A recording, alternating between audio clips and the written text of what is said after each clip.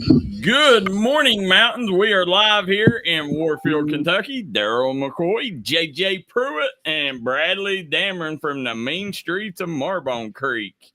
How you doing this morning, Bradley? I'm good, guys. How are you doing over there in Warfield?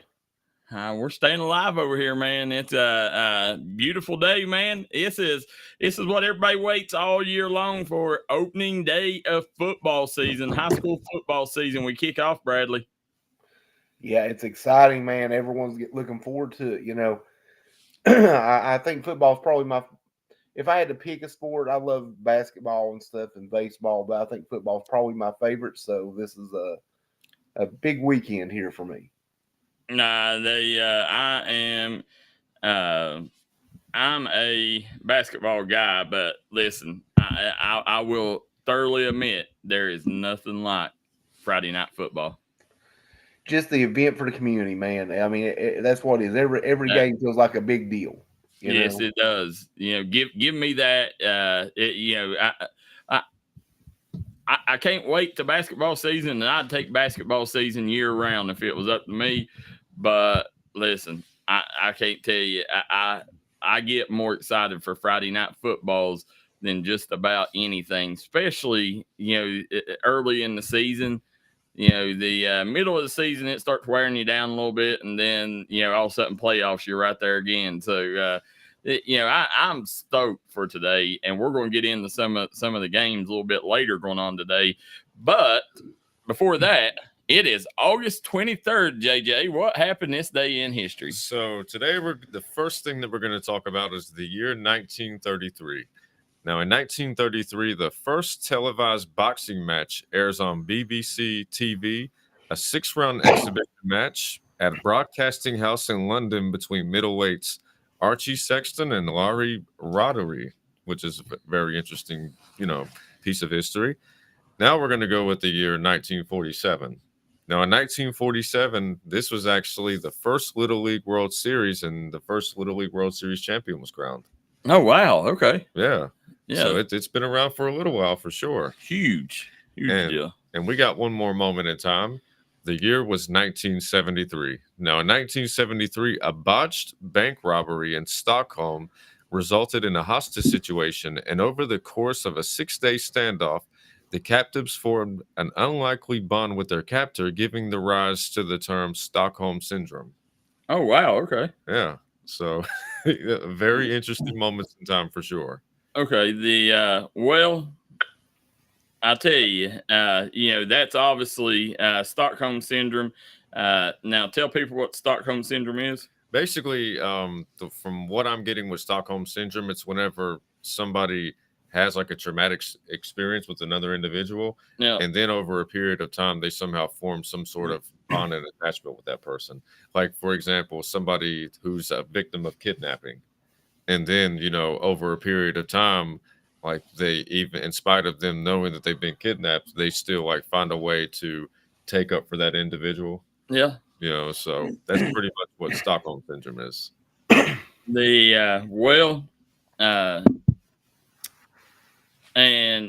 Stockholm Syndrome, you hear a lot with couples, people using it. Yeah. So definitely something that I think everybody's heard, a phrase that everybody's heard, and interesting that it happened today. And I would imagine that there's a lot of people out there that like have experienced that to some extent. Not even necessarily being kidnapped or something, just, any kind of relationship. Yeah. It could easily happen. Oh, definitely 100%. But as we get moving on here, JJ, today, August 23rd, who's celebrity birthdays? So the first individual is a rapper by the name of Lil Yachty. Lil Yachty. I know Lil Yachty. Yeah. Sings the song Broccoli, and he's got a couple other songs he's notable for. Oh, his hit's named Broccoli? Yeah, he's got a song called Broccoli, and, it's referencing, a form of medication that people like to use from time to time. We've got the individual by the name of Seth Curry, the younger brother of Steph Curry. We've got Jeremy Lin, for those out there who I'm a Knicks fan. Remember the Insanity, baby. Yeah, absolutely. When he dropped, I think, 38 on Kobe at the Garden. Had the Garden rocking. And speaking of Kobe, Rest in peace. It's Kobe Bryant's birthday today. Oh, wow. Okay. Yeah. Kobe Bean Bryant. Happy birthday in heaven. Absolutely. The Kobe Bean Bryant. Happy birthday, Jeremy Lin. Also, the Seth Curry and Little Yachty. Yeah. So, do you have any birthdays on your friends list by any chance? I do. Today's a good day on Facebook. I'm sitting here. Actually, I didn't even know it was one of my best friends' birthdays, the Mike Steele. So big Mike shout Steele. out to Mike Steele. Also want to give a shout out to Mark Cook. Huge Belfry fan, Mark Cook, one of the best guys that you'll ever meet. Happy birthday, Mark Cook. Let's go on down here and see if we got any more. The Shane Akers, Braden Tussey, and Wade Skaggs. Tulsa, one of the biggest, I guess, influential members of the Tulsa fan base, Wade Skaggs. So happy birthday to all them great people. Happy birthday, everybody. So as we're getting started, don't know if you guys, well, actually, let's take a quick commercial break. And when we come back, I'm going to tell you, speaking of Little Yachty, wait till I tell you a story about this yacht that flipped over. Oh, wow. Yeah. So we'll be right back here on the Startup Morning Show. Award-winning tire shop that focuses on customer service that's family-owned and family-operated. Stop by and see our friends Jeremy and Chasta at Punk's Tires. If you have a hectic work schedule and you're looking for a non-stressful, convenient way to buy tires, take advantage of Punk's Tires Appointment Saturdays. If they don't have the tire you're looking for, they guarantee it to have it the next day. Punk's Tires can take care of all your needs in tires, wheels, wheel alignments, brakes, rotors, minor mechanic work, and more. They'll treat you like family from the second you walk through the door. Come see us in Virgie, Kentucky, or give us a call at 606-639-TIRE. That's 606-639-TIRE. Wear a lot of hats. There are coaches, volunteers, church members, neighbors, someone who's there when you need them, especially when you need them most. That may be a lot of hats, but they're all the perfect fit. Kentucky Farm Bureau, big on commitment.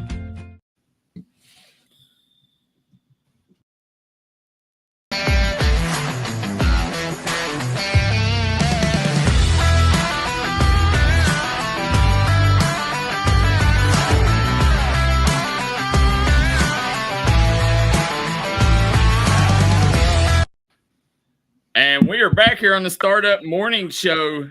This segment is sponsored by our friends at Punk's Tires. For all your tire care needs, make sure you go see our friends at Punk's Tires. Jeremy and Chasta will get you road ready. The best tire man in the business. Also, the best crew. He's got a great crew there and couldn't do it without them. So big shout out to them. You go in there, they'll talk sports all day long with you. And listen, if you go from 8 to 10, you can watch the show. So definitely loving that. And we mentioned yesterday, Punk's Tires signed a big NIL deal with the Phenom, Cassidy Rose. So, that you're going to see a lot of Punk's Tires in Lexington, and Cassidy rocking Punk's tire gear. And, so huge deal, and, huge thing that Punk's Tires is doing for one of our own here in the mountains, taking care of them. Absolutely. So we got some people in the comments section. We got my boy AJ Johnson says, "Good morning, fellas." Now, AJ was actually the guy whose throwback jersey I wore. He was a part of the 1993 state championship team. Yeah. So he's definitely a winner. Wow. Okay. That the shout out to all of them tuning in, and I'm sitting here trying to get the name of that. You talked about Little Yachty's birthday. Well, and one of the most interesting stories, Bradley, and this here is a sheer coincidence, but one of the neatest stories that I've ever heard of. And listen, I say neat, but this is not a good story for anybody. But this major CEO, banking CEO, all right, and he also owned a couple other companies. And sorry, I'm getting messages from my coach right now. We'll be guys. Don't forget at 9:30 we got Scott head coach Jeremy Dolan, and then at 9:15 Martin County head coach Josh Muncie.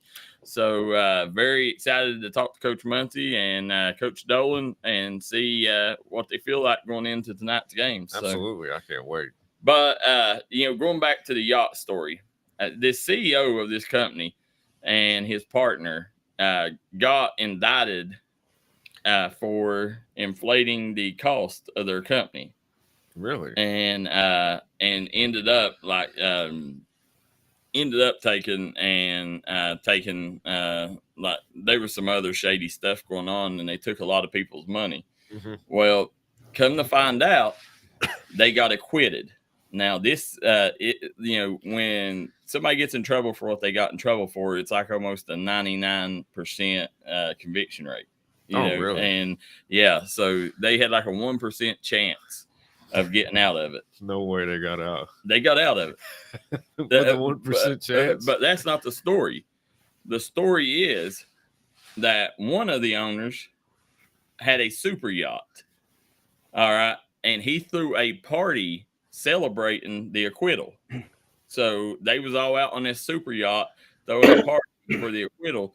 Well, all of a sudden, there's this alley. It's called Tornado Alley, right outside, somewhere outside of Europe. And it's the only place that it happens in the world. But there's actually things called water tornadoes. And water spouts. Yeah, a water spout. Yeah. And so they ended up taking and flipped this super yacht over, killing 5 people on board. No way. Yeah. So he was celebrating his acquittal and 5 people. But the story don't stop there. His partner, the same day, was in Britain and got hit by a car, and he was on his way to a party to celebrate the acquittal. It's like some Final Destination type stuff, or I mean, you think of that. Think of that story. Where, this is definitely going to be a movie. You can guarantee that. But what's the odds of them two getting out 1% that they was going to get an acquittal, and they got it, and then celebrating the acquittal, both of them die on the very same day. Going to celebrate and throwing a party for the acquittal. That is insane. You know where they wouldn't have died, Darryl? Where? In prison. So maybe it wasn't the best thing that they beat the odds there in that case. That is true, Bradley. I guess they got caught one way or the other, didn't they? They did. So and I don't know. At the end of the day, it's a very tough situation. With that, because you don't know, like they did get acquitted and they did get found innocent. So they could just be an innocent. But what's the chances of that happening? 1%. I mean, 1%. It's about 1%. Yeah. Fred Pinson says, "Good morning, D&D. Good morning, Freddie. Good morning, Mike Perry, Carl Little, AJ Johnson. I want to thank everybody for tuning in. Guys, football Friday night coming up. We're going to talk to some coaches a little bit later. But as we get started here on today's show, guys, we got some interesting stories coming out, and we're going to let JJ tell you about them. JJ, tell us the story. Let's see, one of the most interesting. Which one do you want to go with first? Let's go with the biggest diamond ever found, or biggest diamond in over a century, found in Botswana with a whopping 2,492 carats. So the Botswana, is that how you say it? Botswana. Botswana government says the huge 2,492 carat diamond is the second biggest ever discovered in a mine. It is the biggest diamond found since 1905. Wow. Yeah, that is absolutely insane. As the as yet unnamed diamond was presented to the world at the office of Botswana President Magwetsi Masai. It weighs approximately a half a kilogram, and Malasi was one of the first to get a hold of it. Oh, wow. Okay. Yeah. It's, according to here, it says it is overwhelming. He said, "I'm lucky to have seen it in my time." He gasped and said, "Wow," before calling senior government officials over to take a closer look. Now, it says officials said it was too early to value the stone or decide how it will be sold, but another smaller diamond from the same mine was sold for $63 million in 2016 for a record. So we can imagine that this one's going to be much higher than that. And by the way, going back to that yacht story, the name of the guy that died was Morgan Stanley's international chairman, Jonathan Bloomer. He was, and then Mike Lynch, the Monday was a billionaire, dubbed the British Bill Gates. Oh wow! Yeah, so he, a lot of rich people on that yacht that went down, Bradley. But yeah, that's listen, that diamond right there, that's one that I don't think any of us can afford to give our wives. No chance. If I had it, listen, I love my wife, but if I somehow came across that diamond, she's not getting it. We're selling that bad boy. She'll get a smaller one, and we'll have to That's it. You'll get her a big one, but just not that big. Right. We're going to take a quick commercial break, an early commercial break, because we got Coach Dolan in studio. So we're going to go ahead and take a commercial break, and we'll be right back with Scott head coach James Dolan. Bruce Walters Kia. By now, you know Kia is a great vehicle, and you know they come with a 10-year, 100,000-mile warranty. So why should you buy from Bruce Walters Kia? At Bruce Walters Kia, we're going to change your oil for free for life. And what you do with that money you save is up to you. Come check out the 2022 Kia Carnival and the 2021 Kia Sorento. Only at Bruce Walters Kia in Pikeville. Or shop us online at brucewalterskia.com. Are now available at Kentucky Mountain Health Alliance Little Flower Dental Clinic. Same day crowns. No more temporary impressions and wearing temporary crowns. Same day crowns. Now available at Little Flower Dental Clinic. We also offer cleanings, fillings, extractions, root canals, and bridges. Call for an appointment today at 487-9505. We accept most major insurances, Medicare and Medicaid, and even a sliding fee scale. Little Flower Clinic, your medical home in the mountains.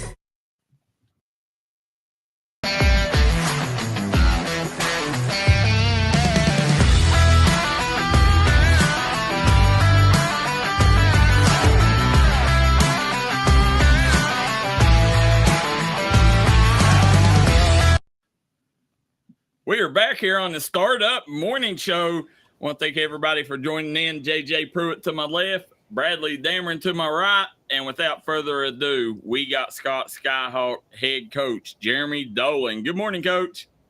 Good morning, guys. How are y'all? We're doing great. Anytime we can catch up with you, it's a great day, Coach. Well, I appreciate that. I appreciate you having me on. No problem. We're excited. This is our third year of having Scott in our coverage area, and last year you guys, had a blistering season where you guys put up a lot of numbers, high-powered offense, and we're excited to see what you and your crew cooks up this season. But before we get into that, JJ, we always let JJ get at the coaches first. So JJ's going to have some questions for you, Coach. Coach, first of all, it's a pleasure to meet you. As I tell everybody that I interview on here, I'm still learning about all of the teams, all of the coaches. So for somebody like myself and maybe somebody in the audience watching, can you tell me a little bit about maybe your background, some coaches that may have took you under, their wing whenever you first got started, and also a little bit about your players? Well, I'm a graduate of Van High School, in class of 95. I, as far as coaching goes, Scott being the head coach was my first high school coaching gig. Prior to that, I coached in the midget league ranks and the middle school ranks. So I just kind of worked my way up. I've been blessed with having a lot of great men be on my staff in the last 3 years there at the high school. It's made my job a lot easier. When you get a guy like Sean Elkins, who's got 30 plus years of coaching experience, he helps make up for a lot of us guys who didn't have a whole lot. And then Bry, who was my office coordinator, the last 3 years. He's a fantastic coach. Of course, he's stepped aside this year just in a limited role. Eric McClung, my defense coordinator, Todd Mitchell, my special teams coordinator, and then Dean Brenninger, my associate head coach. And then I got a handful of position coach. I mean, every year, I've usually got anywhere from 12 to 15 coaches, and it makes a big difference when, you got 50 players and you can spread them out and, work with them individually and based on what positions they're playing. So that's a little bit about me and my program and where I came from. Well, talk to me about some players on your roster this year. Like, who are some of the players that I should be on the lookout for, like on the offensive side and on the defensive side? Well, the first name that probably jumps out to everybody is Carson Brenninger. He's going to be a senior. He was first team All-State last year as a junior at wide receiver. Had close to 1,300 yards receiving, 78 receptions. He's a dynamic player. We can use him in multiple ways. He's really good running the ball and receiving both, and also real good in the return game. So he's, the big guy on offensive side of the football, along with Braden Clark and Isaiah Bush, who return. Both of them have been honorable mention over the last 2 years at wide receiver. So we've got 3 guys that, are pretty explosive, 4.45 to 4.6 range and speed, which is pretty good for AA football. Then, up front, we got a couple guys, Ty Mitchell, Will Toller, Zach McNeely, all return on the offensive line. All very good football players, very good up front. Then on the defensive side of the football, Ty Mitchell and David Fennessy are probably our big guys over on that side, both well over 100 some tackles last year. Personally, I thought David Fennessy was a top 5 defensive player in all state of West Virginia last year. He can do multiple things. He's been starting since his freshman year. He'll also be a senior. But, he can play anywhere from safety to defensive end. So, we kind of like to use him in that linebacker position, use him as a jack where we can move him around the field and give the offense opponents, fits with him. So and then Carter McClung, who's a third-year starting corner. He's came on real strong, and then another year of growth and development with him. He's real impressive. Last year finished the season, I think, with an interception in the last 3 games, 2 off of Josh Moody, who was a pretty good quarterback in his own right. So we've got some really good players returning. We're senior heavy, 14 seniors returning. So I think in our starting lineup, we don't have any.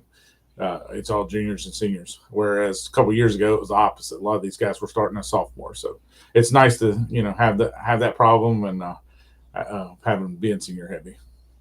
Absolutely. So can you tell me a little bit about what your summer league practices have looked like this year and, how you're feeling about your roster so far? Well, the biggest thing for us was, and I'm sure, a lot of people in the media and a lot of people out in the community want to know about the quarterback position. You have we had a 2-time first team All-State quarterback, Matt Fry, Kennedy finalist. And, you don't make a decision to retire a kid's number and hang it in the hallways forever unless he's done something outstanding. And that young man's an outstanding quarterback and an outstanding person in general. So replacing him is not quite possible, but we do, have to have someone to play the quarterback position. And we had a couple guys, Jeremiah Brown, who was our backup last year, that returned. And then we had a kid by the name of Nate Easterling that transferred in from Chapmanville. So, and Nate was serving as the backup there. So this summer we spent a lot of times in our 7-on-7 just evaluating quarterback play, getting them both familiar with the system and what we do. So, we played 3 7-on-7s, I believe it was. We went to UC, Chapmanville, and to Man High School. So we got a good evaluation time frame to look at the quarterback position. And again, we looked at it again last week a little bit, and we're going to settle on Nate Easterling playing that position to start the season. So that was the biggest thing for us, was just trying to figure out who was going to command the huddle and take the field at the quarterback position.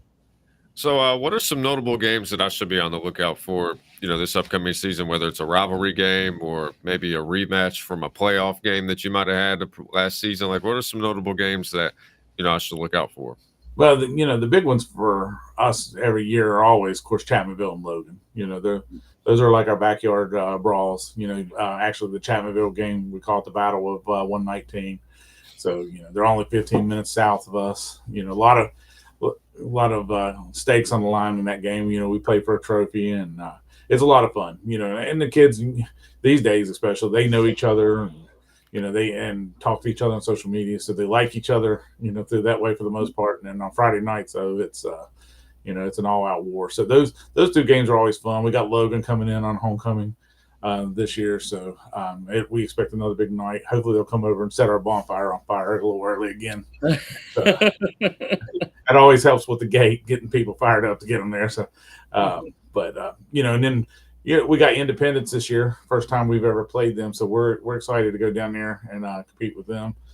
John Lilly does a good job down there with that program, and it's a nice measuring stick for us. And then, of course, I think Wayne's going to be pretty good this year. With Tommy Harmon always has a good program, and they're a good physical team, good test.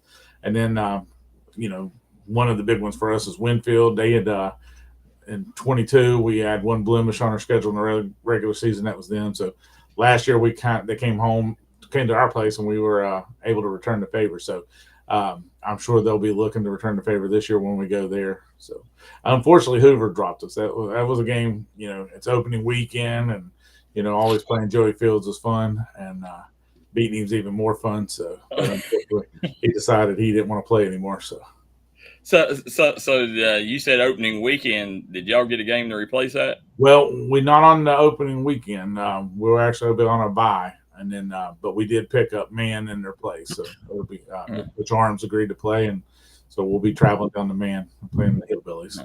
Did you say you graduated from Van or Man?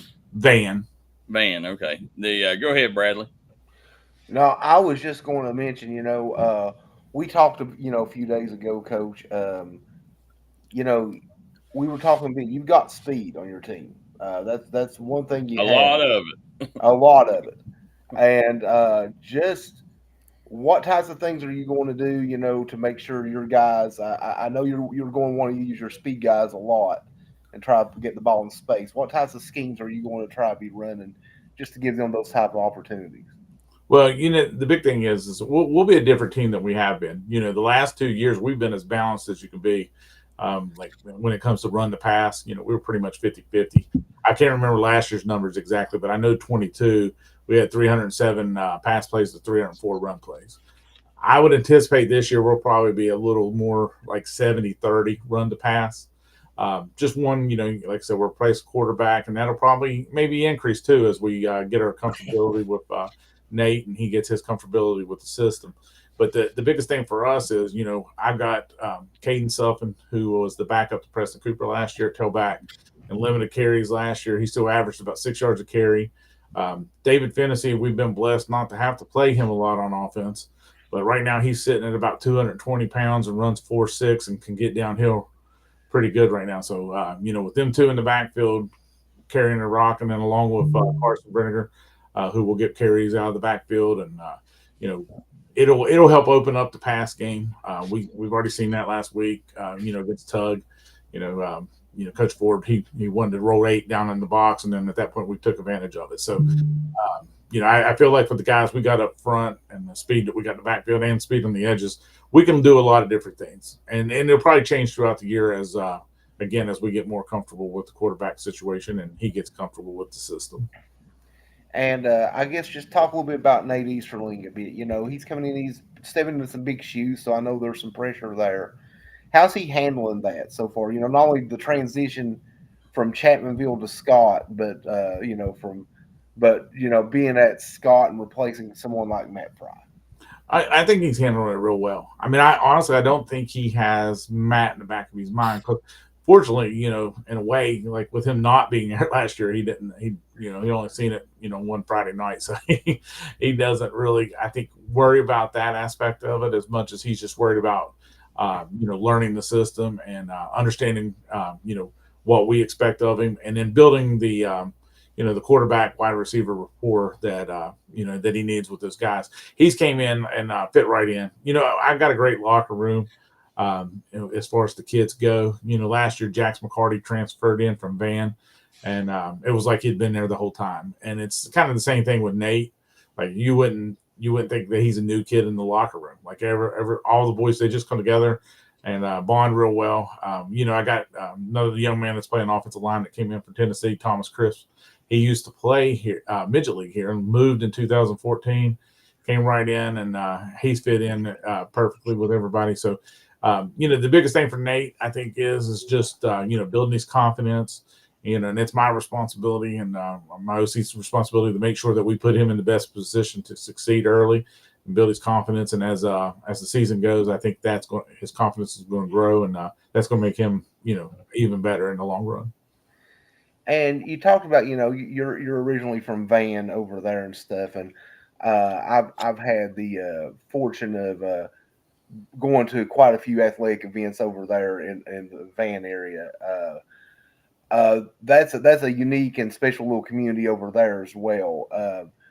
I guess just kind of talk to us a bit about your background. I know Friday nights in Van, that football team is that's the show in town over there. Just talk to us a little bit about being from Van and that just close, tight-knit community over there as well. Yeah, honestly, like I said, I was a graduate from there in '95, and Van back then when I attended there, it's a lot like the Scott community now. Scott in '95, they were a bigger school, 1,000+ kids. Van, when I graduated in '95, we had 71 in my graduating class. I think last year when they submitted their numbers to the WVSSAC for reclassification, they only had 87 kids, 9th through 12th grade. So, that's a big difference between 71 and a graduating class to 87 and all four combined. But it was a close-knit community. If I had the opportunity to raise my kids there, I wouldn't have batted an eye. Everybody watches out for everybody. My parents used to tell me all the time I couldn't do anything that they weren't going to find out about, and they were right. So whether it was 5 days later or 5 years later, if I did something bad, that they find out about it because it was a close-knit community. The parents watched out for each other and their kids and stuff. So I'm sure, I haven't lived in that area for a long time. I'm sure it's not much different now. We did have the opportunity to have Coach Augusta and his team down at our field for a few days. They unfortunately was dealing with the issue with not having a trainer and stuff. So they came down and they practiced on the other end of the field so our trainer could help them out. So I was glad to be able to give back to the community that I came from and to the high school that I graduated from. My heart's black and gold now, but I'll always bleed Van blue and gold. So it was a great opportunity to be with them. Coach, you mentioned, where you're at now, out of all the communities, I found myself enjoying covering Scott as much as any, it seems like, on Friday nights, every business there is waiting. You walk in the restaurants, people are talking about the football game, just kind of talk about how special Scott is. Well, not to sound cliche, but you watch these movies about high school football and these communities and stuff, whether it's Friday Night Lights, stuff like that. It's got that feel to it. There's nights where I walk out of the field house and I see those bleachers packed, and it's an awesome feeling as a coach to see a community behind you and supporting you the way they do. I can imagine what it is for those young men to run out of that tunnel on a Friday night and have that many people standing in stands. We've had games, where whether Chapmanville, Logan, Hoover last year, like there's people, there's standing room only, people all the way down the fence because there's no room in the bleachers to sit. So it's a great atmosphere. The businesses there support us. We're in a situation where we don't get a lot of funding from the county as far as like being able to operate our program. But at the end of the day, those businesses in that area, they come through for us. And, and the fans come out and they support us. So all the money that we get for our program, is through private donations or, fundraising or what we generate at the gate. So it's an awesome atmosphere, one. And then two, it's just fantastic to have the support of so many people that help provide, quality stuff for our kids. We have some of the best uniforms in the state. I feel like we have some of the best training equipment, and so I like for it to be that way because it draws interest in the program. We've had kids that hadn't played football, in years that have came out and played, in the last 3 years. My first year there, we probably don't make the playoffs if it's not for a Landon Stone who hadn't played since middle school coming back out and playing, or a Kevin Neal who hadn't played since midget league coming back out playing. And even again this year, I got a kid named Loudon White you all have probably heard of. Absolutely. Pretty daggone good basketball player, good baseball player, was all state. He hadn't played football since 2016 when he was our quarterback in midget league, and we won championship that year, and he told us he was retiring. So he officially came out of retirement. So he's another great athlete that we've been able to bring in, and we're kind of excited to have him as well. So drawing that interest and having those kids in your hallway to come out and play that haven't played before or haven't played in years, that's a big thing for us, because we're 550 kids in the school. If you can get 15 to 20% to come out and play, you're doing a good job. So I'm excited about the fact that we have people that walk in our hallways that want to come play. I'm glad Loudon White's back out. He's a kid. When you got a kid like him that the community really rallies behind, it's good to have him on the gridiron. Oh yeah, he's a competitor. It don't matter what he's doing. Like, he's tenacious. Yep. He's about 5'7", but he's a stout 5'7", and he's a spark plug no matter what you do with him.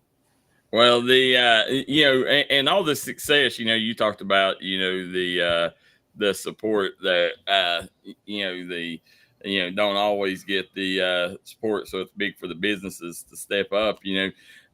One thing that I would love to see there, and I would love to see the school board chip in, and you guys get a new bleachers and press box. Yeah, we got a new scoreboard coming. That was a 2-year project that I worked on. Yeah, actually, it's 20 foot wide by 20 and a half foot tall. Has a 12x6 video screen on it. So we're pretty excited for it. We're hoping that it's going to be installed before our first home game on September 13th. And then there's a couple things that need to be done. As you mentioned, bleachers, press box would be nice. But our turf also is probably something over the next couple of years. It's going to have to be replaced. And that's a $500,000 project. So trying to find the funding for that's going to be a challenge. But we'll plug away at it and see what we can do. Well, I'm sure the folks there, at the hospital and stuff, they'll help you out with that. And the press box, these guys haven't been there. It's I like it because it's unique. But I don't know that we could get Bradley up in that press box. Well, I'm in that press box. Did you go up in the press box? I mean, it's the same press box. I used to work for a newspaper in Boone County years ago. Did you go? You ain't never called a game. I never called a game. I never went top. I was in the actual box. I think they were talking about that top part, because I don't go up there myself. But I got coaches to go up there, but I'm like, I don't need to go up there. Listen, I have a cane and stuff. I have a bad foot. Probably not making it up there then. No, I've been in the actual box because I remember when Jordan Roberts back in those days and stuff, I was covering Scott a bit then. Yeah, they, Coach, in your coaching career, who were some of the mentors that you had growing up, and who were some of the guys that you drew from in your coaching philosophy? Well, I mean, Eddie Hendricks, was my high school coach, and I love Coach Hendricks. He's the type of man, like, he led us by expecting us to play hard and to give everything that we had, but at the end of the day, he always told us that he loved us. And still to this day, when I see Coach Hendricks, he says, "I love you," and he calls me one of his guys. So, that's kind of how I feel, with the guys that I coach, I want to tell every kid that I coach that I love them. And, because I do mean that, because if you don't care for the kids and the individuals that you're coaching, like, you probably have no business coaching, period. Yeah. Because we're at the end of the day, we're still dealing with, 14 to 18-year-old young men. They're going to make mistakes. They're going to, have times where they lapse in, judgment.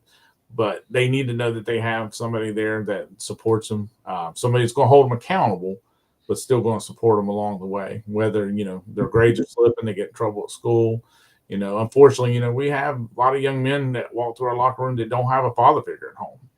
And at times they kind of need that male guidance. And sometimes that job extends longer than August to November. Sometimes it's a year-round job, So whether it's keeping up with grades and, just or messaging a kid to see how he's doing, that's what I try to do. And that, that's a lot of Eddie Hendricks, and what I got from him. And another guy that I was extremely fond of growing up and was one of my coaches in football and basketball was James Sexton.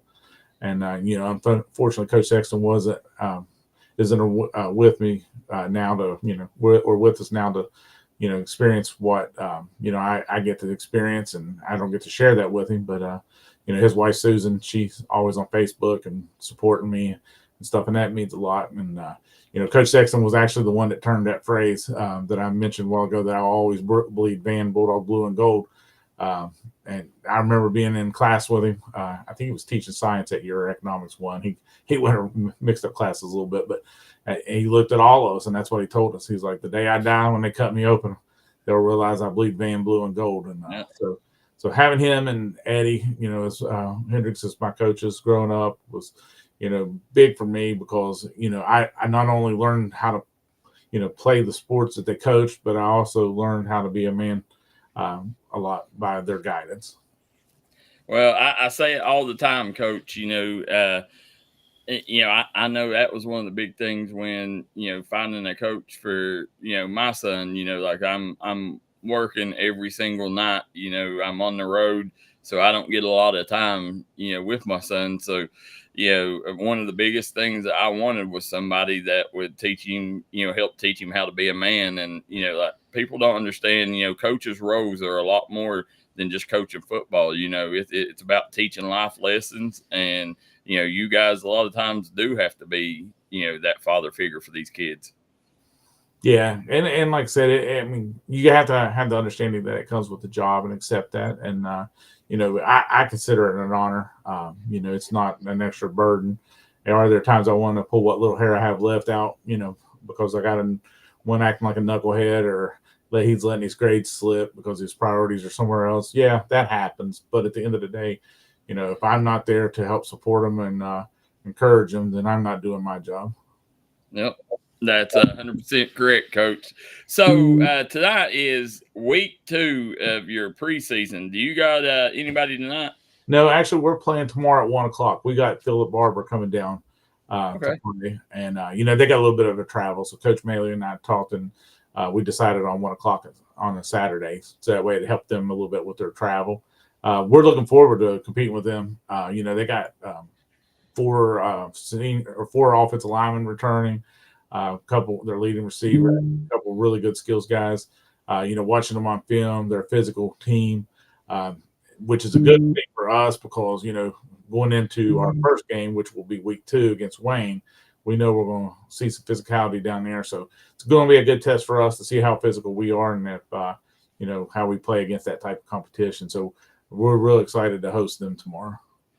Well, I am, and let me ask you this, if you wasn't getting that first week bye week, would you have played on Saturday?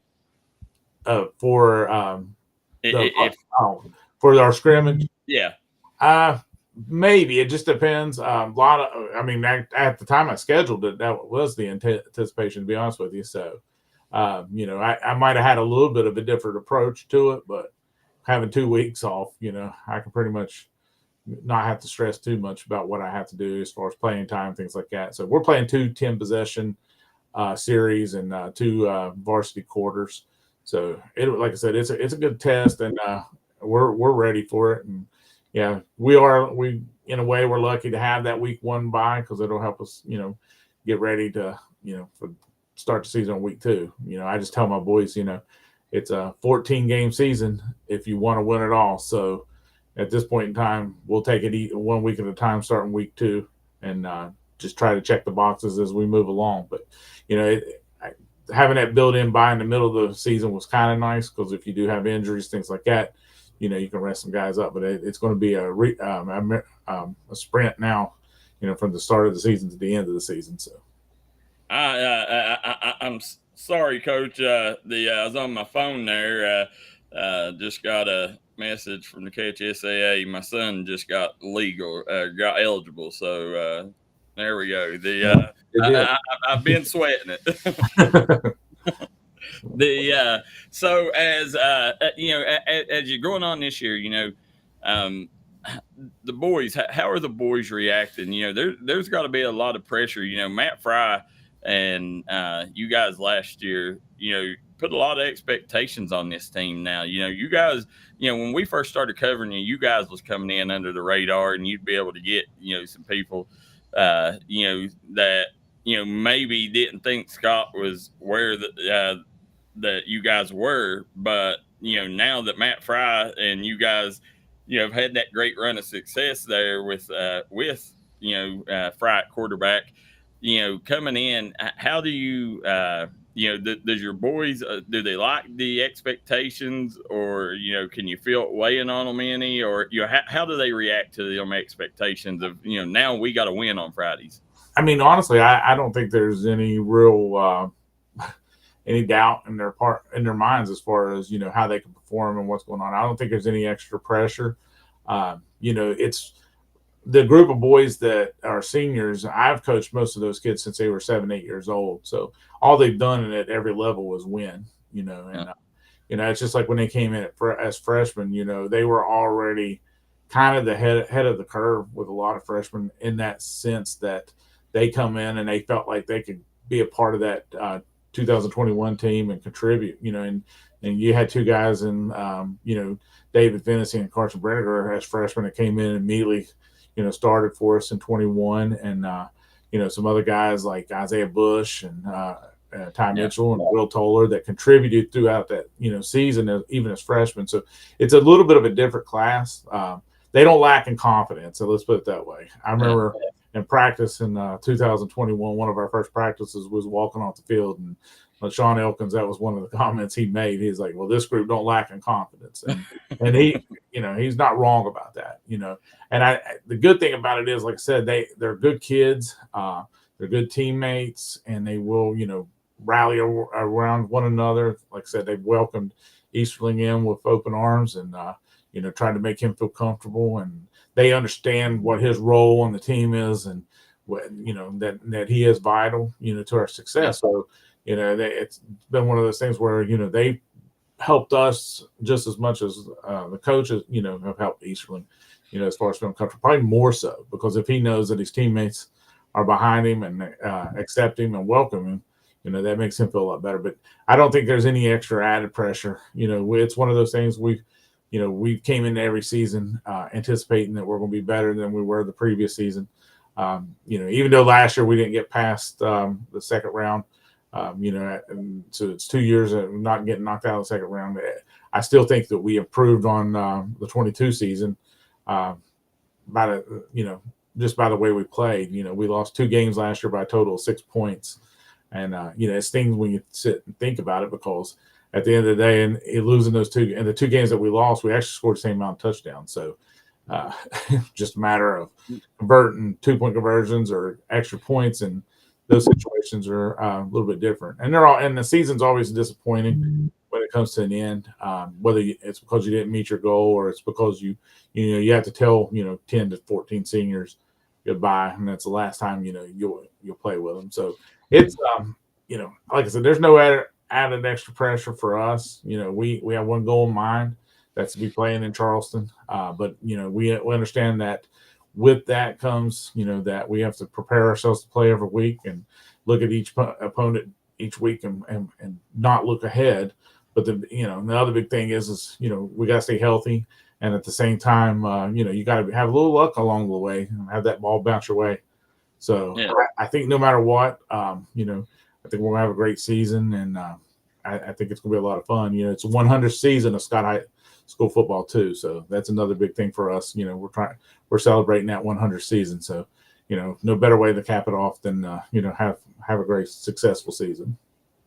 Coach, we got a lot of comments coming in. Gideon Jarvis says, when you're in that press box, it's just you and the birds up there that high. And then he also says, if he was you guys, he would call that the Hawk's Nest.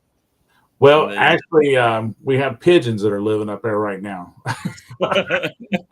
Funny story, like part of the soffit got knocked out right by the huddle camera. Oh. so they were telling me, they come in the other day, some of the coaches, and they was like, man, there's bird poop all over the top bleacher. And I was like, what? And they was like, yeah, apparently pigeons are nesting up there. So when we start pulling huddle film from practice and the games, you can see the pigeons flying out and back in. Like they don't pay no bothers to us. So I was joking, and I said Coach Brenniger ordered those Skyhawks off of Temu, so they ended up being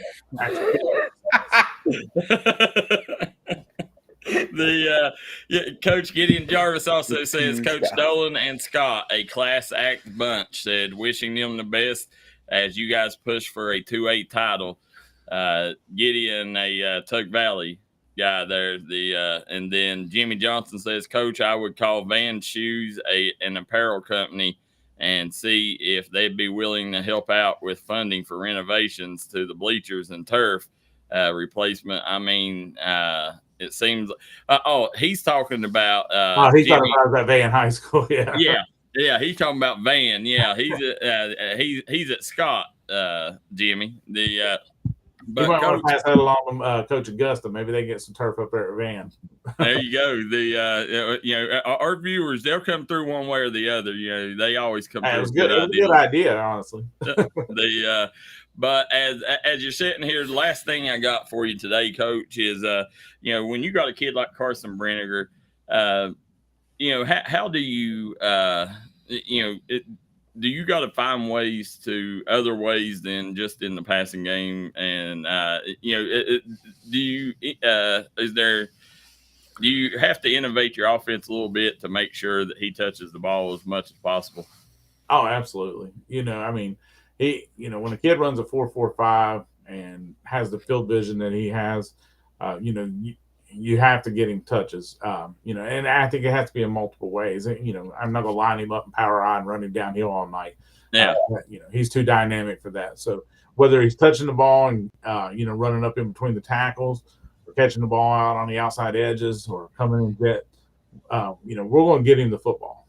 Is he in the return game too, or? Yes. Yeah. Okay. My goal this season is keep him off defense and keep him as fresh as possible on offense. He's a heck of a defensive player. I mean, he had 3 interceptions last year and limited time playing back there. But, I want to keep his legs as fresh as possible. And, I think he makes us better, anytime that he's touching the football. And he makes us better anytime he's not touching the football, because defenses have to count for him no matter where he's at on the field.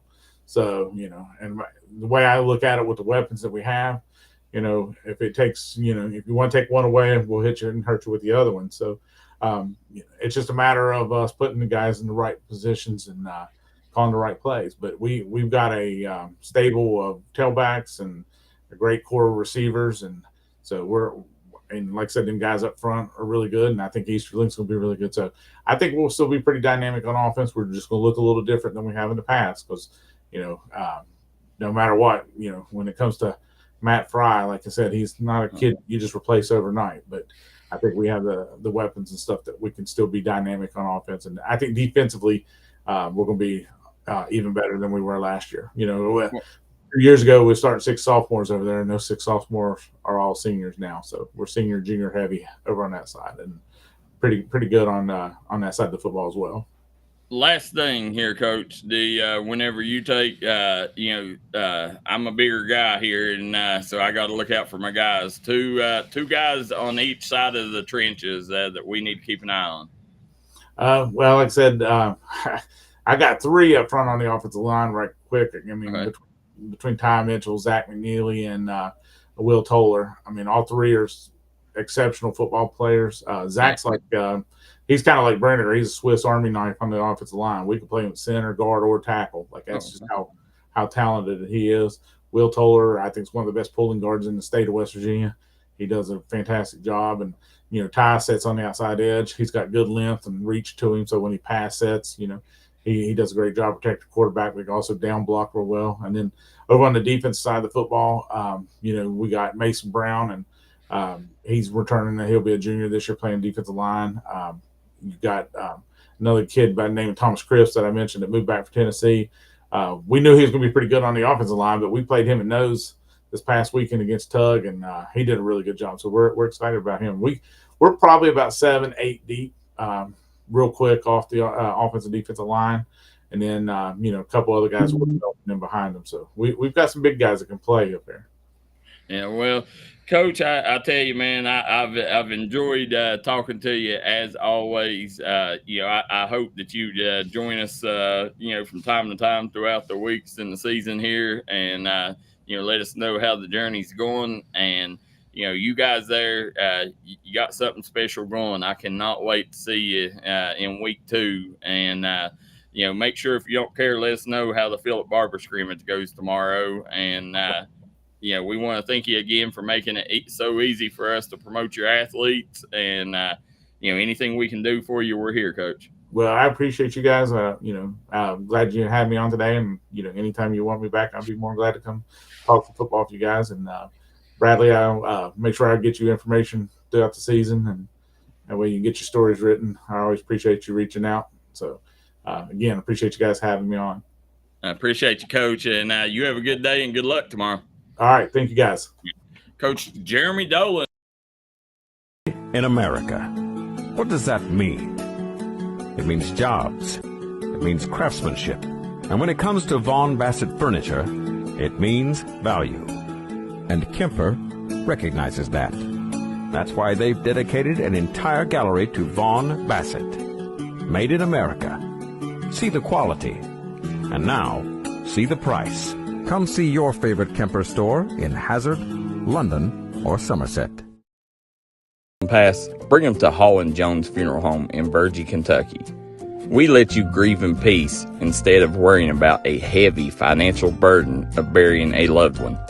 Here at Hall & Jones, we have multiple chapels that can accommodate any size family. We look forward to helping you and your family here at Hall & Jones.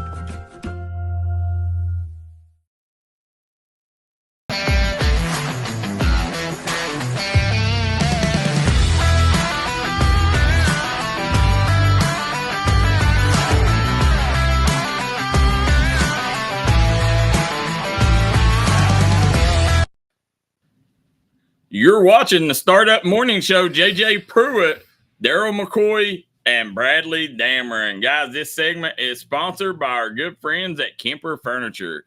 If you're looking to buy furniture, good quality furniture at great pricing, call Kemper Furniture today, located in Hazard, Kentucky. Guys, great interview with Coach Dolan.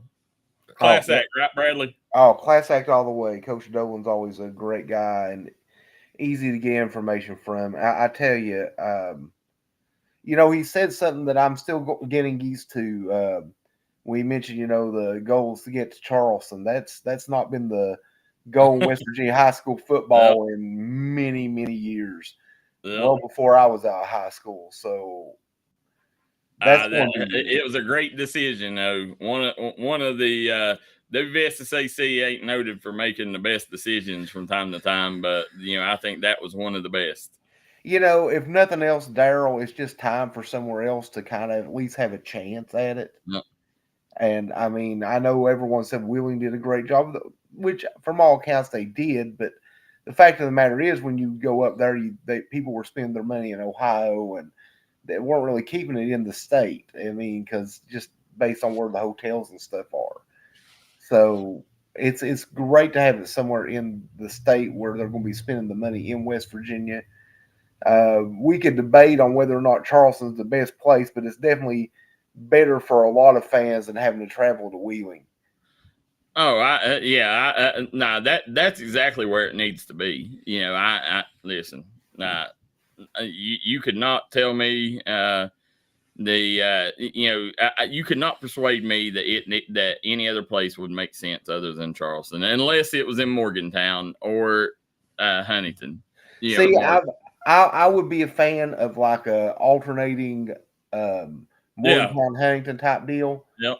But from what I understand, though, they put together a proposal, but it was so last minute they didn't have details ironed out on that. Yeah. So as far as this round goes, I think from what they had to pick from, Charleston was definitely the best choice they could have made. Well, as we're getting started again at 9:15, we're going to have Coach Muncie on from the Martin County Cardinals. But during that interview, I was a little nervous. My wife sent me a picture of a letter from the KHSAA, and I was sitting there. My hands started sweating because I was afraid it was going to be bad news. But tickled to death, my son is eligible to play at Belfry. So you guys found out as I found out. It's going to be a heck of a season. And we're really happy for Jackson too, man, that he gets to do that. Jackson's such a good kid. I've got to know him a bit. Going to different games and stuff this year. Yeah, he's okay, I guess. He's all right. Yeah, he's all right. So as we're getting ready, as we move on here, guys, before we got Coach Muncie on, we got some other topics we got to get to. Guys, don't know if you guys seen Huntington Prep picks up 6'11", 5-star forward Cedric Taylor. So huge pickup, guys. This is a 2025 guy. Coach Arkell Bruce is building another powerhouse there in Huntington at Huntington Expressions Prep, Bradley, with this pickup right here. Adding him with the number 1 player in the 2028 class, Cam Mercer. It sounds like the Kings are going to have a squad up there this year. It does, and I'm going to be honest with you, Darryl. I'm going to publicly ask you right now to put me on a Huntington Prep game or two whenever basketball season rolls around. That'll be it'll be a fun, exciting little show to go see in this area, I think.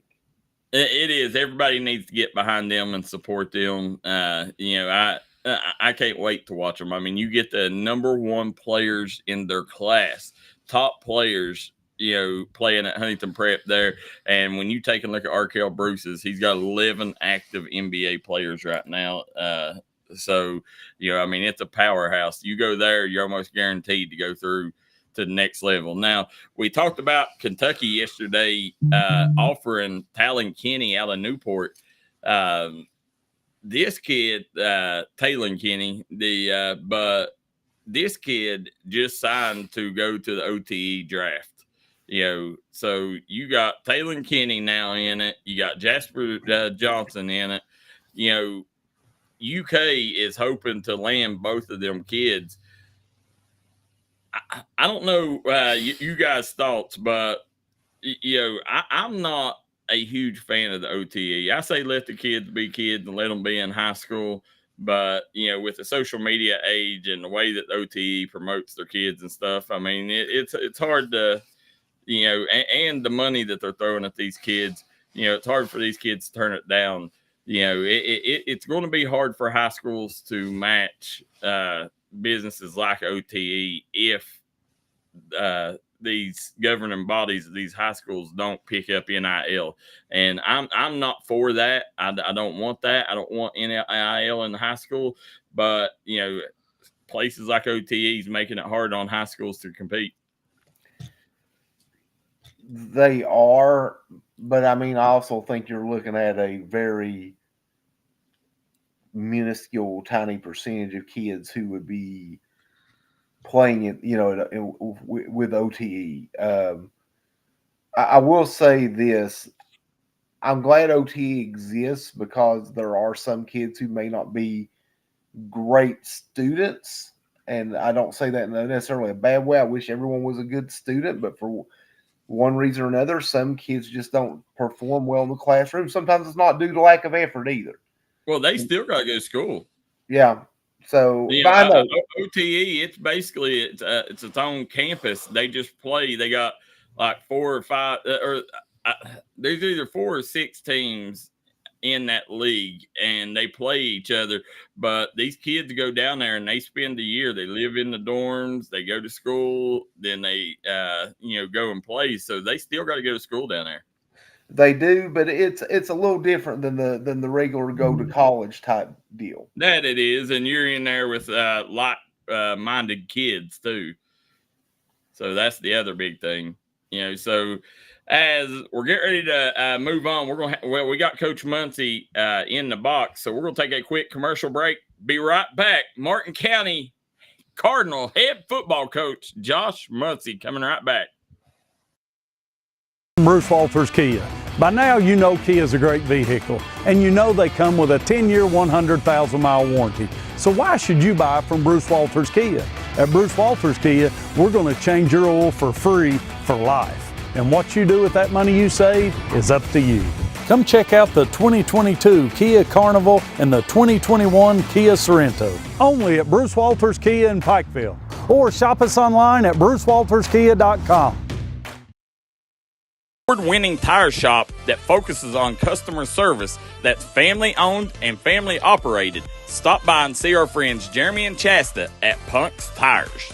If you have a hectic work schedule and you're looking for a non-stressful, convenient way to buy tires, take advantage of Punk's Tires Appointment Saturdays. If they don't have the tire you're looking for, they guarantee it to have it the next day. Punk's Tires can take care of all your needs in tires, wheels, wheel alignments, brakes, rotors, minor mechanic work, and more. They'll treat you like family from the second you walk through the door. Come see us in Virgie, Kentucky, or give us a call at 606-639-TIRE. That's 606-639-TIRE.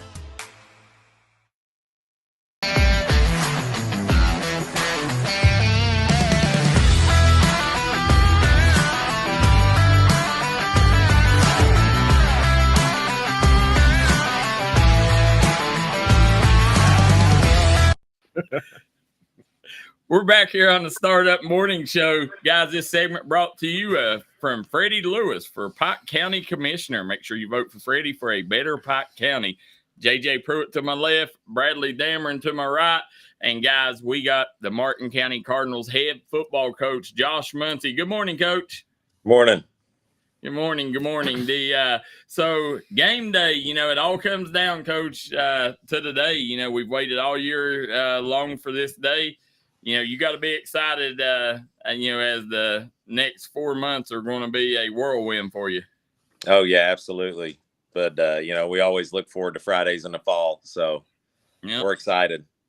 I'm stoked. A lot of excitement around Martin County right now. And, over the last few years, you've been building this thing up. You've had some big names come through that program in the last, 4 or 5 years here. And then, this year, obviously, the big question mark to a lot of people is the line, because you graduated a couple hosses off from it. And, going into this game, what you've seen so far this summer, how's your line holding up?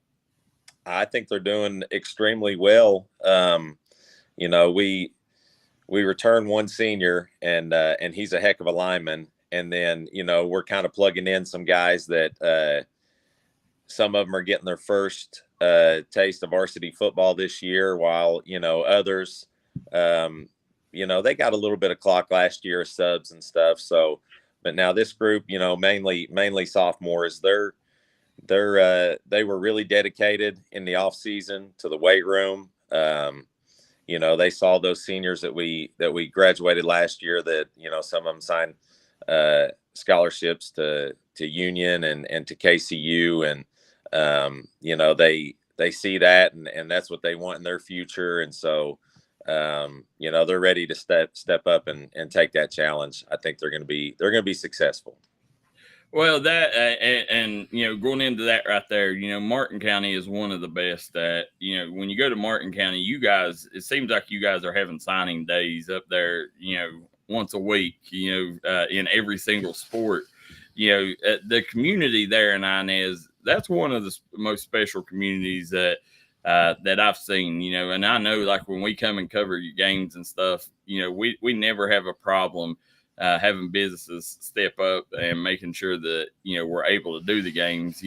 Just kind of talk about the Inez community and, what they mean to this program. Yeah, we're blessed with a really great support system and a really good fan base. And, it's Friday nights in Martin County. If there's a home football game, that's the event to be at. And, we do get a lot of community support, and in a small town, you do see that. So we're a very tight knit, small community that, if we need sponsorships or if we need something, we've always got local businesses, churches, local politicians that are, quick to help out and make sure that these kids get the support that they need. So it's wonderful, honestly. Well, speaking of that, we you guys got some new threads, and I love these lids here that you're sporting this year. I know you got Josh Horn on staff there, but whose idea was it to come up with these lids? Well, my idea was the Martin, because I like the Ole Miss. We have the same colors as like the Ole Miss, so I said, what if we did the Ole Miss font and did Martin on the side? And Josh really likes that. It's a bite off of the Louisville Cardinal, the Heisman Cardinal there. And so we asked the guys, and they wanted both. They said, "Can we do one on each side?" And we said, "Yeah, absolutely." So that's kind of what we went with. Them are sweet. You guys, no doubt, you guys are going to be one of the best dressed teams on the gridiron this season. Playing there at the Rock, it's got so much history there. With that community, and I love covering games there. It's just a special atmosphere. The whole town comes out, supports you guys. You got that new school that is nicer than 90% of the colleges in Kentucky. There's a lot of push, and I know as a coach, you want top-notch facilities and all that, but how tough would it be, how much do you think that the community, do they want that new facility up there, or do they want the tradition of the Rock? That's a tough question, but we do have a lot of tradition back to the first days of Sheldon Clark football on that field, and I played on the old field before the turf, and some of my assistant coaches, played after we renovated and got turf. But obviously, new facilities, would be amazing, and getting all of our sports facilities up here on campus would be great. So, for convenience and for the future, I think that, new facilities would be great. It would be tough stepping away from the Rock. But, I don't think that the Rock would just disappear. That would go to, be used for youth and middle school football and stuff like that. Kind of like the old Vipperman in Belfry, Yeah. I remember that field from, the late 90s, and they upgraded, but they still have the same field around. So. Yeah, I like it. And, the thing is, down there at that field right now, it gets wore out, because you got soccer, middle school, youth, high school. And, you guys, I think to take that next step as a program, obviously them facilities, just to keep up with the Joneses would be nice. And like you said, the big thing is just to have it on campus. Sure. Yeah. Yeah. So and we'll get back to football here in a second. But you're also the wrestling coach, and you're known as with Coach Matney, passing away, legend, rest in peace, Coach. But as you're known as one of the elite wrestling coaches around. How important, we know a lot of your star football players have wrestled over the years. How important is it for football players to participate in wrestling? I think it's extremely important. Not only does it teaches some of the same skill set that will make you successful in football will also make you successful in wrestling, and vice versa. So as far as offensive linemen and body control and controlling the other guys' movements and stuff like that, and then obviously tackling and stuff like that. But honestly, just being on the mat in the off season and being competitive, I encourage my guys after football season's over, when we play our last game every year, I tell our guys in the locker room, I say, look, go out and play another sport. And it doesn't have to be wrestling. I coach wrestling. If they want to wrestle, that's great. I welcome them with open arms, but basketball or baseball in the spring or something, because I think there's just something about competing whether it's in, football or any other sport, if you're constantly competing, you keep that competitive edge through the off season, and you grow as an athlete. Yeah, that's the big thing. And going back to the gridiron, a couple of names, and then I'll let these guys get to you. But I wanted to get your thoughts on, you got to feel like you hit the lottery with Crayson Lafferty, the state leading tackler in single A last year. Talk a little bit about what he's meant to your program. I know you ain't had a season with him yet, but football and wrestling, how excited are you for that kid joining the program?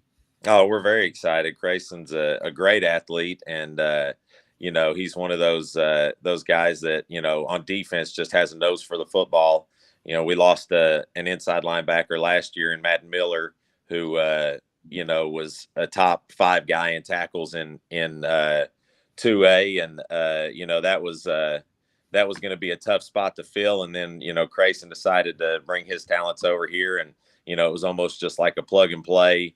He just fit right in and fit that void that we needed. And we're excited to see what he can do this year. And then, obviously in wrestling, very strong, athletic kid. So, we're ready to, coach him up and, see what he can do on the mat as well.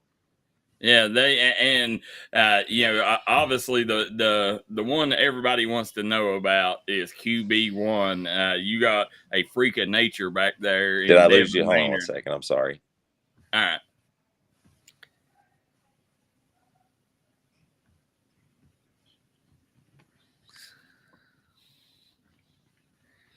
He might have had a phone call there. I know you guys didn't get to him, Aaron. He's in class, so there he is. Let's see. I lost you there. I had to disconnect or something. You get a phone call? I did, yeah. Yeah, that's what happens. We can hear you, but you can't hear us when that happens. You just got to log out and back in. That's what I'll do. Yeah, but as at QB1, that's what everybody wants to know about. You got the freak of nature, Devin Maynard back there. Talk about how he's looking this summer, and what his limits and what he could do this season for you guys. Oh, sky's the limit with him. He's he's a phenomenal athlete, and he's slowly progressing into the the leader that we need him to be on the field, and he's getting more comfortable. So as he gets more comfortable as the season goes on, I'm really excited to see, how he's going to play. And he's done so well in our scrimmages and our 7-on-7s, and, his physical abilities are just really unmatched. I mean, if you were going to build a quarterback in a lab, you'd build a 6'3", 200-pound quarterback that can, one of the fastest guys on the field. He can jump out of the gym in basketball. He's just a superb athlete. So we're very excited for Devin.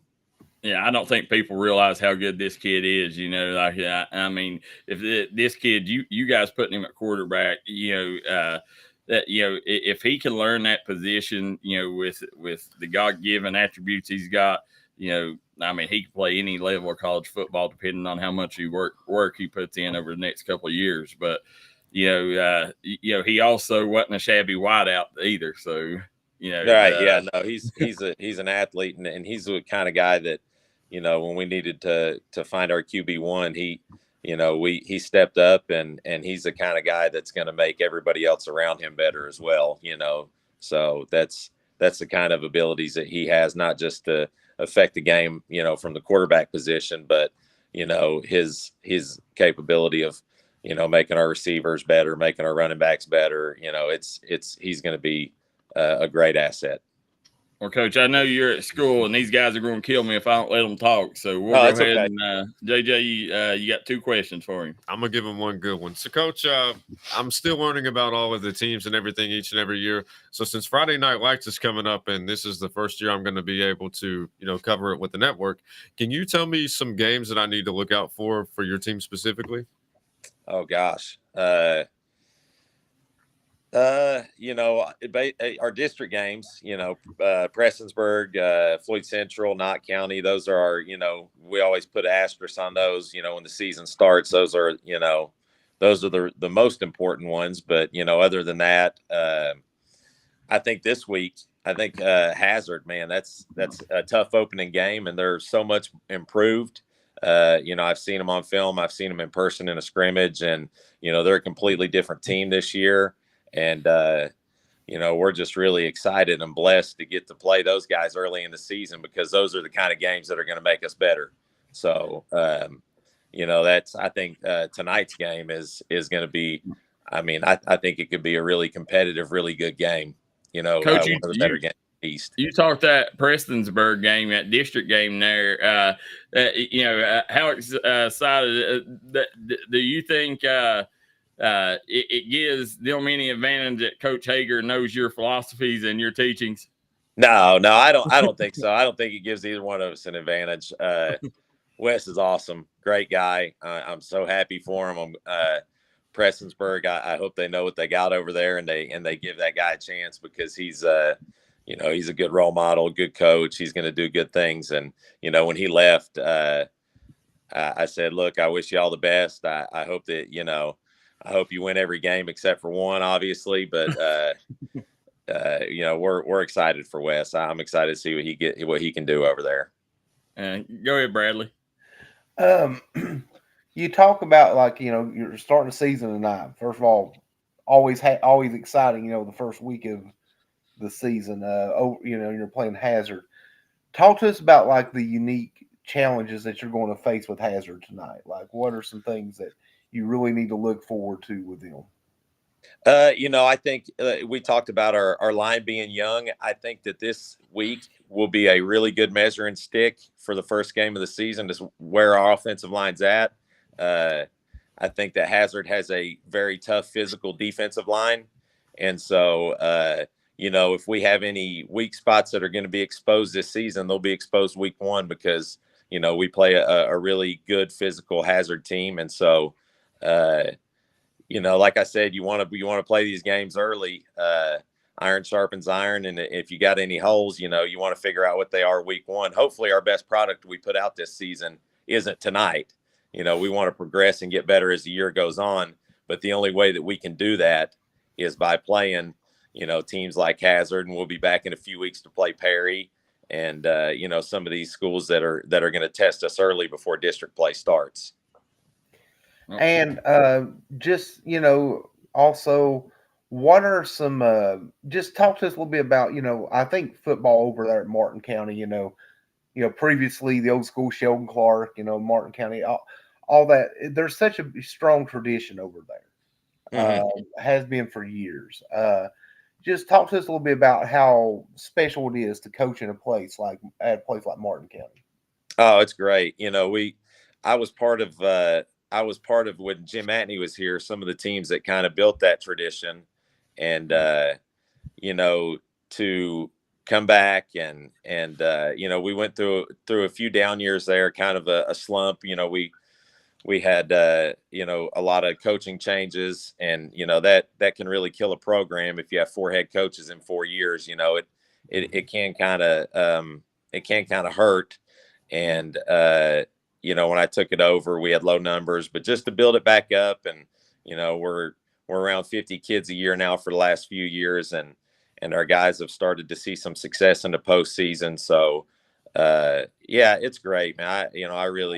I really love this community, and like you said, the tradition here is awesome. And, we're coaching now. We're starting to coach, generational football players. When Jim first started over here, there wasn't a lot of generational football players. There was a lot of guys that played. It was new to them, and, their parents never played football. But now we're to the point where, I'm getting kids on the field, and I played with their parents in high school, or their uncles, or, whatever. So it's, we got generational talent that's starting to come through, and it's exciting. Yeah, Coach, whenever you sit there, one thing I see you got some nice gear on. That's one thing. I don't think your administration or the school board there tells you no for nothing, because it's not just you. Martin County, every program, man, you guys got the nicest uniforms. You got you guys get the best of the best. Your administration, how good is it to work with people like you got up there? Well, yeah, it's great. It's, and I think the kids, if the kids see that and they see that, we want to invest in them, then they want to invest their time and their hard work into our program. So, and a lot of it, not just our administration, but like local, like you said, with the community support, with the sponsors and stuff like that, honestly, it takes a whole community to have a high school football program. It's not just our coaching staff and our guys, it's the administration at the school support. It's the local community support. It's, support from the cheerleaders and their parents and the band and their parents. We got, our band is awesome. And, dance team. And it's a complete community effort to, have a good high school football program and put on a good show on Fridays and, get everybody in the community out. So yeah, it's great. Well, Coach, I know you're in class, so I'm not going to keep you any longer. I told you the 20 minutes. I kept you a little bit longer, but we want to take and not only thank you for joining us, but wish you the best of luck this season because, you guys, I think you guys are set up. We've talked many times on this show. I think you guys are the surprise team of the mountains. I think you guys and Betsy Lane are the two that, besides your perennial powers, you're the two that you got to watch out for. So, hopefully you can go up there and get that win tonight at Hazard. Very tough atmosphere. Coach Chandler, has the Bulldogs looking really good right now. It's the best team they've had in a couple of years. So excited to see what you guys do and excited to cover you this season, Coach. Anything you need, we're here for you. All right. Appreciate the support. All right. Thanks, Coach. Guys, Martin County head football coach Josh Muncy will be right back after a quick commercial break. In America, what does that mean? It means jobs. It means craftsmanship. And when it comes to Vaughn Bassett furniture, it means value. And Kemper recognizes that. That's why they've dedicated an entire gallery to Vaughn Bassett. Made in America. See the quality. And now, see the price. Come see your favorite Kemper store in Hazard, London, or Somerset. Central America, head to Sal's Steakhouse. Sizzle your senses with mouthwatering steaks, juicy burgers, savory chicken, and fall-off-the-bone ribs. Sal's Steakhouse, where your taste buds will thank you. Unleash the flavor at Sal's. Taste tradition, taste the difference.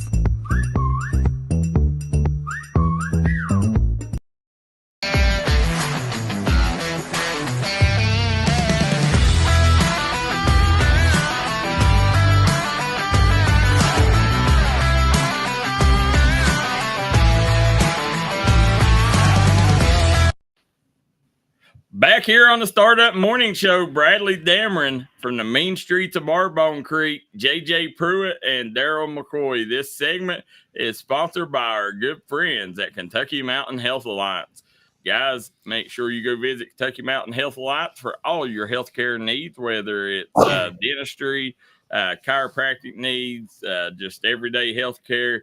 You can get what you need with Kentucky Mountain Health Alliance, which is Quantum Health, Little Flower Clinic, and East Kentucky Chiropractic. So, guys, as we move on, great interview with Coach Muncy there. Listen, what people don't realize, the dude's a good football coach, really good football coach. He is a great wrestling coach. Really? Yeah, this dude he's cream of the crop.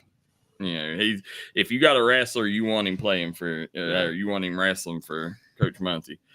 So as we move on, football Friday nights in the mountains, guys. As it's getting to that time. We got some games, and I'm gonna have West Virginia does not have games this week, so we will skip over West Virginia. There's some scrimmages going on tonight, but no regular season games.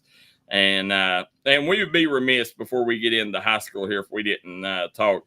last night, the Pikeville Panthers 38-0 over our beloved Belfry Pirates. The shout out to the Panthers there with a monster win.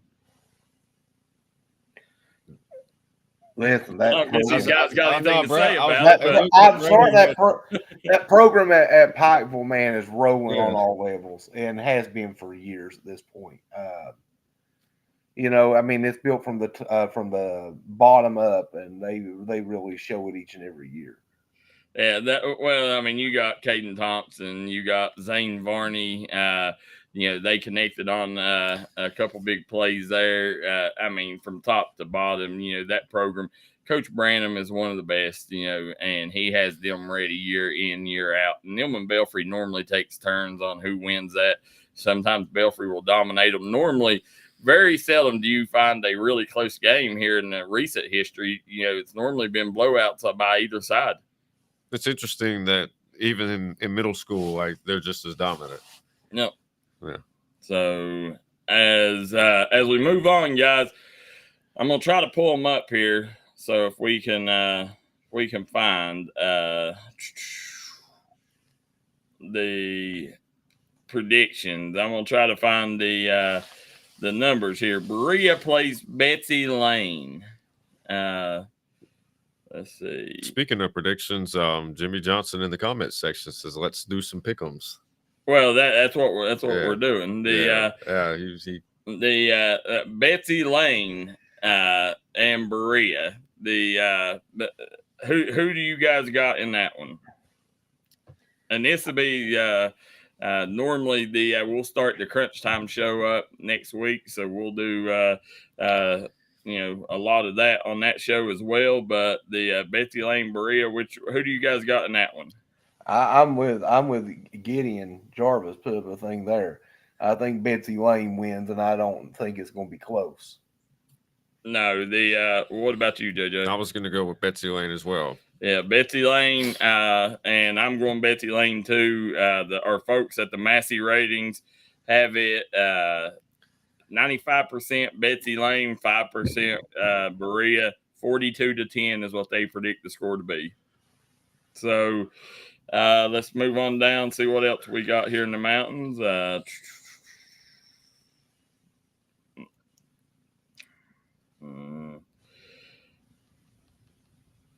No, that ain't right. Must be a different state. Trying to find mountain games here, guys, for you folks. Well, if anybody in the comments section has a specific mountain game that... No, we know games when we're going to go over them. Yeah. We're going to go through them. I'm just trying to get to them here. Try to get to them as we do here. Russell at Mason County. I'm going to go with Russell. What about you, Bradley? I kind of think Russell starts to right the ship a bit this year. My heart is Russell, but my head to Mason County. I'm going to go Mason County. Either way, the folks at the Massey ratings have it a 1-point game. 25-24 is what they say the score is. Now, just like they say Vegas is never wrong, well, the Massey ratings, a lot of times they do a good job right here. Is that yacht? It's on TV right now, that super yacht that flipped over. But that super yacht, they said it was nearly 3 football fields long. Jesus. So it was literally a super yacht. Imagine how long it would take to build something like that.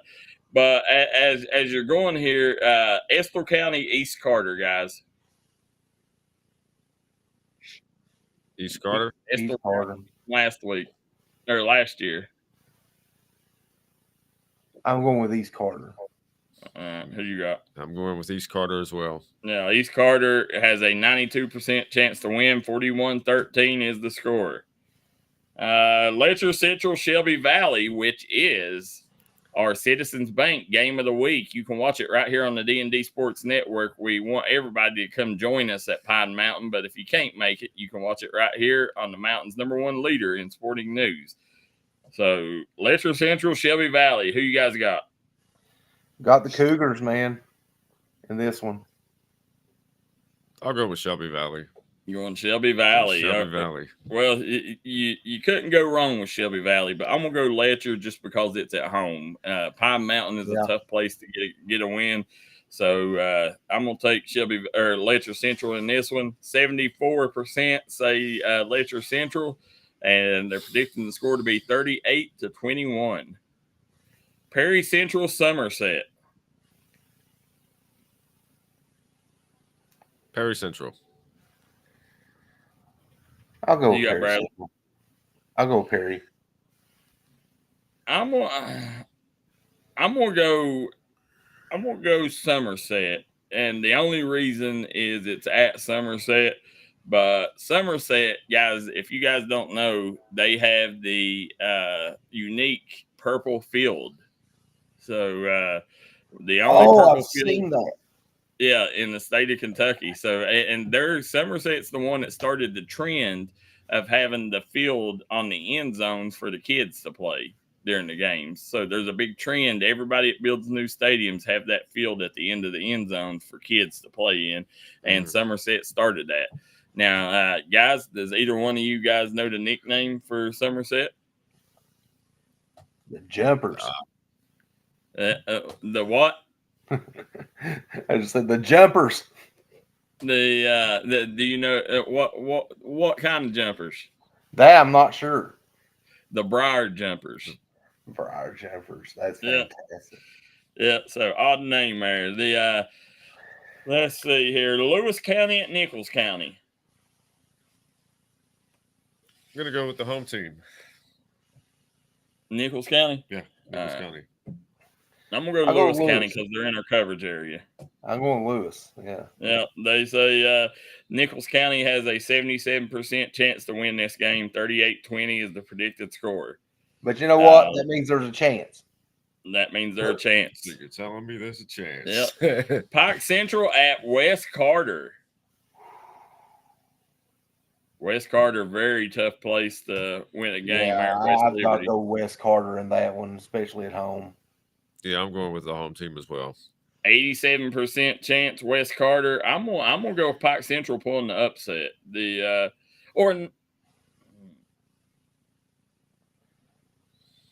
no, I don't know if I can't go against Daniel Barker at home. I'm gonna go West Carter. But 36-14 is the predicted score by the Massey ratings. Johnson Central at Madison. Johnson Central. Johnson Central too for me. Johnson Central is a 71% favorite. 33-20 is the predicted score. Now, Ashland at Raceland, one of the biggest games in week 1. Who you guys got? I have Ashland in that one. I'm taking Ashland. So is the Massey rating, 75% to win it. I just think Ashland has more coming back. Well, they got a lot coming back. They got a great quarterback. One of the best quarterbacks in the mountains returning, one of the best wide receivers returning, one of the best running backs. Skilled position. This team is outstanding. And then don't forget, Raceland loses a franchise quarterback in Logan Lundy. So, definitely a big hit there. But, going to be a lot of eyes on that game. Breathitt County at Belfry. Belfry. I'd go with Belfry. Chew tobacco, spit. If you ain't for the Pirates, you ain't worth and we'll let you finish that one there. But it as the Pirates, listen, I love my River Bend boys down there too, but I just think Belfry, I think this is 100 years of football kicking off, if I'm not mistaken, for Belfry. This is the 20th time these two teams have met, I think. I'm going to take the Belfry Pirates in this one. I just think it being at home openers, Belfry's very hard to win at. I wonder what they're going to do for the anniversary. They're honoring the players, or we're having a special dinner or something. I don't know. Couldn't tell you. Martin County at Hazard. Martin County. Oh, gosh. I'm going to take Hazard at home. Who you Sorry, taking, Coach. JJ? I know Taking we Martin just had County. you on, but I think I'm taking Hazard at their place. I am going to take. I'm going to take Martin County, and the only That's reason a tough one, isn't it? It's probably been the toughest one we've had so far. Martin County is 53% favorite. Hazard 47%. You know, the only reason I do is because Hazard had the roughest season they had in a long time last year. And I know Coach Chandler has this team, you know, they're climbing, they're coming, you know, but, you know, in week one, have they improved enough to beat Martin County, who I think is going to be one of the better teams in 2A around here? You know, I'm taking Josh Munty and them just because of, you know, the longevity and, you know, the experience that he has. And, you know, I do think Coach Chandler and them is going to have a special season, but, you know, I think it's going to be one of them where they're going to get better and be clicking at playoffs. So it'd be an interesting one, though. That'd be probably one of the best games in our area, I would imagine. Rowan County at Lawrence County. I'm taking the Bulldogs. Well, the folks at Massey Ratings has this one pretty much a shoe-in. They're saying 97% chance Lawrence County wins this one of a score of 40-7. Now, Jenkins at Knott Central. I'm taking Knott Central. Knott Central, I'm taking too, as they get a break in that new turf. It's going to be a big game. The whole community in Hyman's going to be there. Cannot wait to see this one. You know, this is a game that I know a lot of people, you know, ain't going to be as interested in outside of them two areas, but I am, because Coach Ambergy, the coaching staff up there, the administration, they've done some great things coming back from that flood, including getting this beautiful football field built up there in the holler. So very excited to see this game tonight between these two programs. And I think that, you know, Jenkins, you know, building their program, this is going to be a tough one for them, because Knott Central, you know, they're getting better every single year. So I'm going to take Knott Central too. And Massey Rating says it's a 94% chance that Knott Central wins this one. And that's a beautiful field. Another big game. Paintsville at Floyd Central. Ooh. I'm going to go with the upset and say that the road team gets it. It's not an upset, because Massey Ratings has an 85% chance. Oh, I'm going with Paintsville. Who are you going with, Bradley? I think Paintsville wins this one.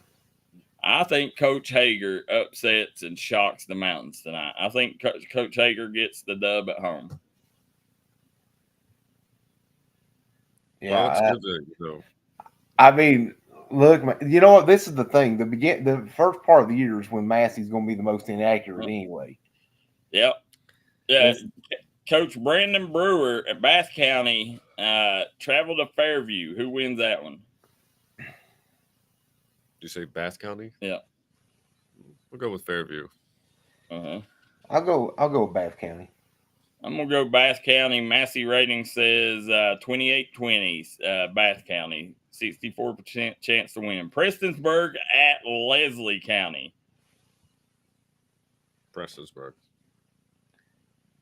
I'll go with Leslie County in that one. I'm gonna go Leslie County. I think Landry Collette, I think Noah Kilburn, I think just too much firepower. You know, they got one of the state's leading interception leaders in Jaden Hacker on the defensive side. You know, I think Prestonsburg's going to have a really good season under Wes Hager. I just think, you know, week one, Leslie County is that's a tall task to climb. So give me Leslie County too. Yeah, I agree. And I hate to do that. I hate picking against Prestonsburg, because I'm Prestonsburg. You know, that is home to me in my adult life. So let's see. Corbin and Pikeville, huge game as the Pikeville Panthers travel down to Corbin. Who wins this one? Class A power versus Class, I think Corbin's 4A now.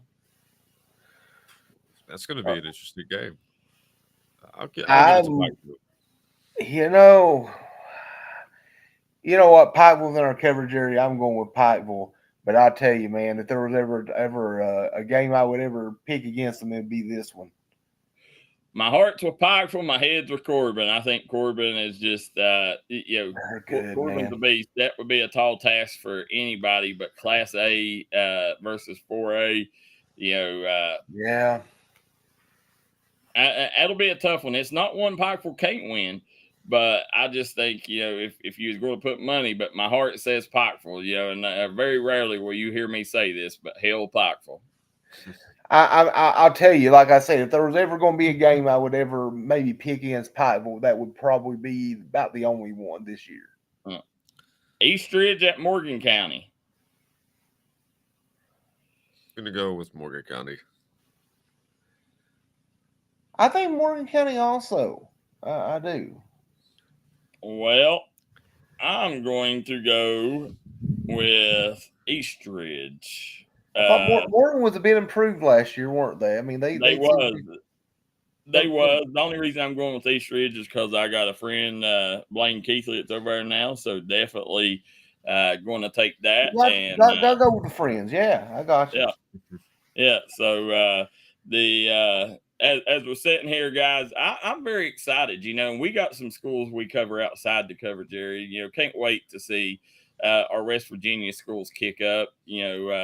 I'm hoping, we got our normal coverage area, and then we cover ones like Herbert Hoover too. They're on the outskirts that we cover from time to time. Huntington Expressions Prep's kicking their football season off. Can't wait to see what they do. We do a lot of Winfield stuff here with our friends at HD Media. So excited to see what them teams do as well as our coverage area teams, but they start the following week. Yeah. And somebody says, what is the percentage chance that Corbin Pikeville? Well, they got Corbin 94% chance they win. That seems a bit off, though. I think it's a little high. Yeah, I mean, like I definitely believe Corbin's the favorite, but 94 that's usually reserved for those games that are going to be like 48-6 or something.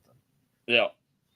I agree 100%, but either way, it's going to be a great night of football here in the mountains. I am stoked. I cannot wait to get to Pine Mountain tonight to cover Letcher Central Shelby Valley. Yeah, you guys know D&D brings you your best coverage in sporting news, so make sure you guys tune into that one. And just guys, as as we're moving along here, I am excited not only for football. I'm excited for volleyball. I'm excited for all of our fall sports. Soccer, which I guess it's soccer season, ain't it? Yeah, I believe it is. It is soccer season. Yeah. Go ahead. I just have a little weird but interesting question. We're thinking about the Briar Jumpers earlier. What are some of your favorite nicknames you've ever heard?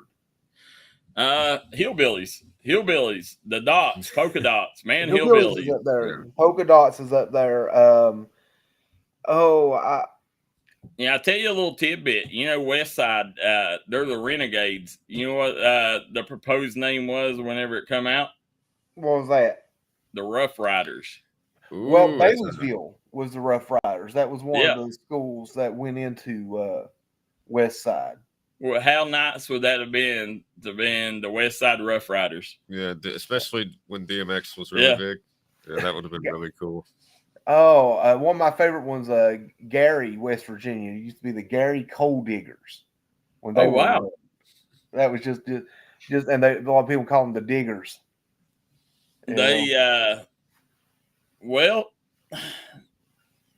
Trying to think, in Kentucky, some of the best nicknames, obviously Bracken County is one of the most unique ones here in Kentucky. Do you know who they are? I am not sure off the top of my head. The Polar Bears. Yeah, Fairmont State, or not Fairmont State, Fairmont Seniors, also the Polar Bears. Yeah, and also trying to think. Estill County is the Engineers. The Musselman in West Virginia has a unique one. They're the Applemen. Okay, the Appleman. I've never heard that. Yeah, yeah. So that's been one that's been around. Gosh, there are a few unique ones out there. There's a few weird college ones as well. I've come across. Listen, I can't give away a lot in cold hard cash, but $5 in cold hard cash right now. If either of you know Presbyterian College's nickname. Yes. Shoot. Dang it. You asked me too quick. I know this one because Caitlin Keithley played there. Is the only reason I know it. The Coach Keithley's daughter played there. The Presbyterian, she was the Monarchs. What are they? They're the Blue Hose. Yes, the Blue Hose. Yeah, the Presbyterian Blue Hose. So yeah. There's also and I tell you that's not a very church-like name. Well, it's HOSC. Yeah, but yeah, and then one of my favorite ones is the Sweetbriar College Vixens. No, never knew that. Never heard of that one. They're a small college in Virginia. It's an all-girls school, but they have Division III athletics. So it's just all women's sports. But so since there are only women there, they just name them. They're the Vixens.